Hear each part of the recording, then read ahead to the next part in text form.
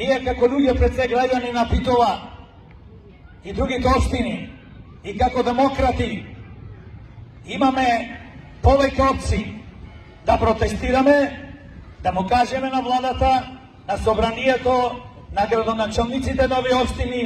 што се сложија да се гради ова депонија, на советниците што гласаа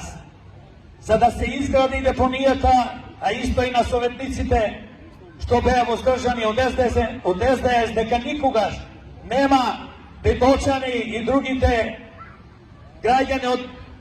општините што ги спомнат да дозволиме да се изгради депонијата на смртта. Можете да замислите што значи 18 општини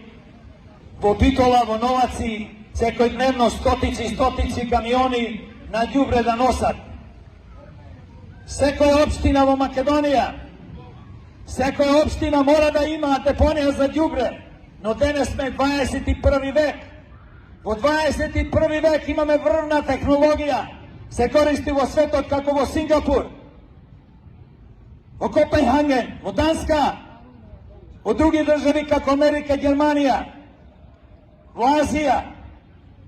Ѓубрето не се фрла повеќе во депони,